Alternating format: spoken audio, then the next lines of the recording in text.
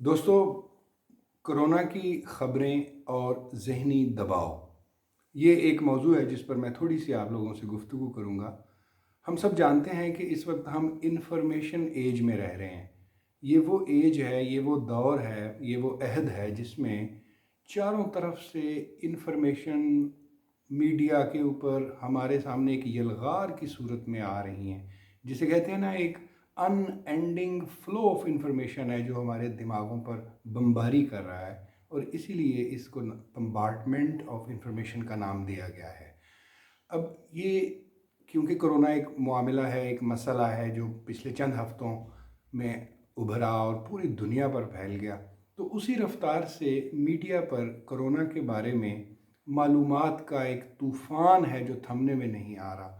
ہر ذریعے سے، social media سے، الیکٹرانک میڈیا سے، پرنٹ میڈیا سے، ہمارے دماغوں پر لگاتار کرونا کرونا کرونا کرونا کی یلغار ہے۔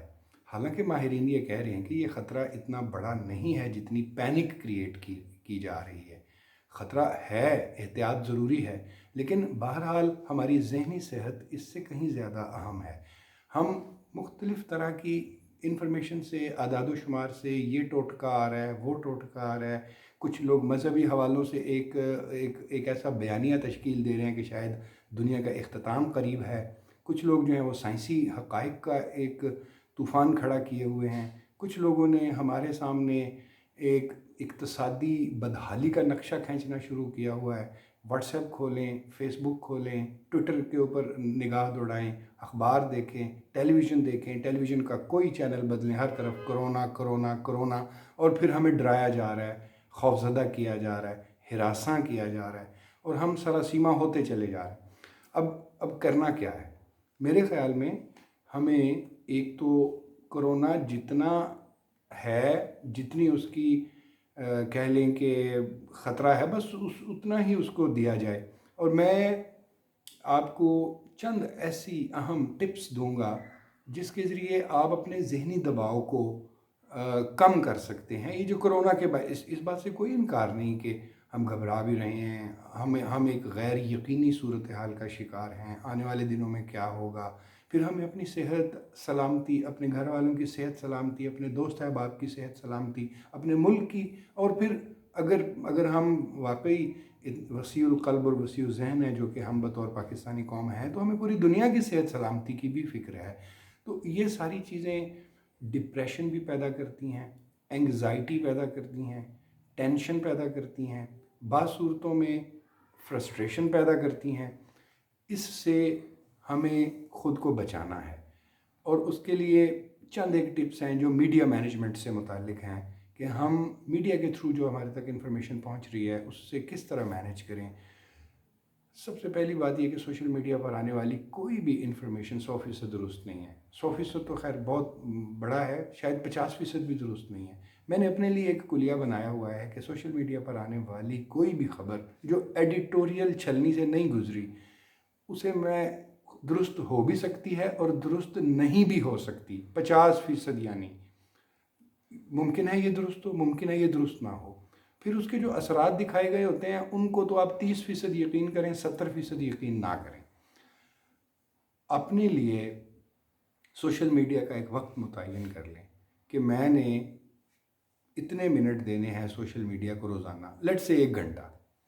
ضروری نہیں ہے کہ واٹس ایپ پر آنے والی ہر ویڈیو آپ نے دیکھنی ہے، فیس بک پر آنے والی ہر خبر آپ نے پڑھنی ہے جو کرونا سے متعلق ہے۔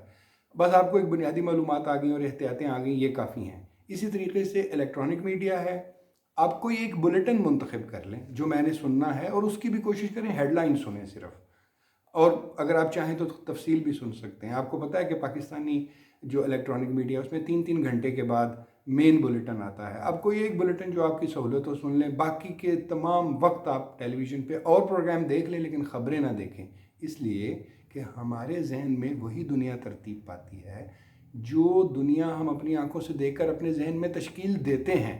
ضروری نہیں کہ جو ہمارے دماغ میں دنیا تشکیل پا رہی ہے وہ باہر والی دنیا سے بھی لگا کھاتی ہو۔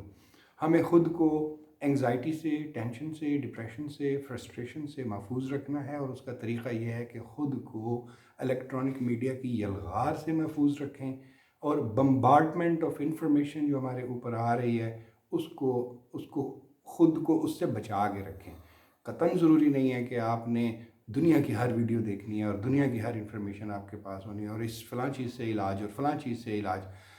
بس دیکھ لیا کافی ہے. اب کتاب پڑھیں، فلم دیکھیں، ڈرامہ دیکھیں. اگر عبادات میں سکون ملتا ہے، جو جس نوعیت کی عبادت آپ کریں وہ کریں. اور سب سے بڑھ کر یہ کہ فیملی کو ٹائم دیں، گفتگو کریں ایک دوسرے کے ساتھ، اچھے اچھے گیم کھیلیں گھر میں. لوڈو ہے، اسکریبل ہے یا مناپلی ہے. ان گیموں سے کھیل کے تو جو وقت ہے گھر میں رہنے کا اسے اس طرح گزاریں.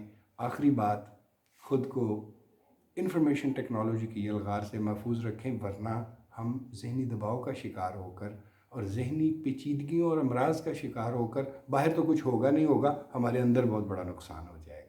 آپ سب کا بہت شکریہ. اپنا خیال رکھیے.